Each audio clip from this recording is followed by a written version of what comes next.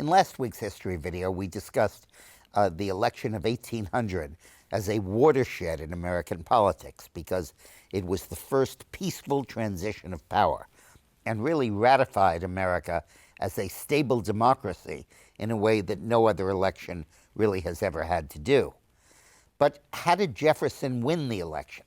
That is a fantastically interesting, fascinating story. In the election of 1876, the same candidates, 1796, make that, the same candidates ran for president. Adams is a Federalist, Jefferson is a Republican. And Adams won. And he won largely because while Jefferson carried the South, Virginia, the Carolinas, and Georgia, and Adams carried New England, where the key thing was the state of New York. And Adams carried New York, and that was the difference between victory and defeat for Jefferson.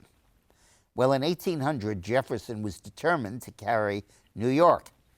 So he made a deal with Aaron Burr, who was the Speaker of the New York State Assembly, the lower house in Albany. And the deal was that he would push Burr for vice president if in return Burr would deliver New York State to the Republicans.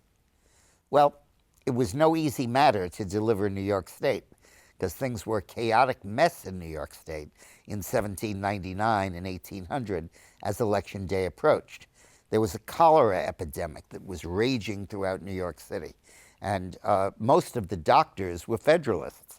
Most of the sick people were Republicans, and in the best Bernie Sanders tradition, the doctors skipped town, and there was nobody to treat the cholera.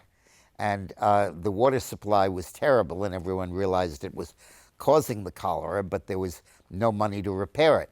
And the state legislature had a Republican majority, but many of the members of the majority were either too sick to vote or were in bankruptcy court, because at the same time there had been a huge land speculation failure that had sent prices plummeting and had wiped out the net worth of a great many people. Now, the Federalists who sat in the legislature could go to a bank and borrow the money. The Republicans couldn't because the banks were all controlled by Federalists. So there was the cholera epidemic, the crash, and the bankruptcy situation and bank loan situation.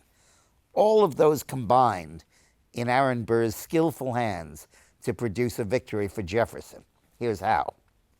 Adams put a bill through the state legislature for a new water supply for New York City. All the beautiful reservoirs you see in Westchester come from that bill. And he provided that the revenues that are used for that purpose, if there are surplus revenues, could be put into a bank and lent out as private capital. So as the water system was created, the Republicans led by Burr created the Manhattan Bank. And the Manhattan Bank, the Republican-controlled bank, made loans to the Republican legislatures, bailed them out of debtor's prison, and got them back into the legislature. And when the presidential election came up, back then it was decided by the state legislature, those bailed out Republicans voted for Jefferson, and he carried the state. Now, there were three long-lasting consequences of that deal. One is New York's water system and Westchester's lake system. Secondly, the Manhattan Bank became the Chase Manhattan Bank and has survived in various forms to this day.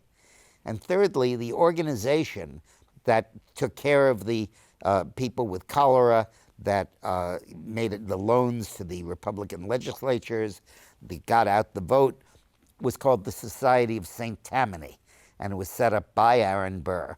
And it became known as Tammany Hall, and it controlled Democratic politics in New York City until about 1980. Quite an enduring track record. So that's the fascinating story of the election of 1800. Thanks for watching.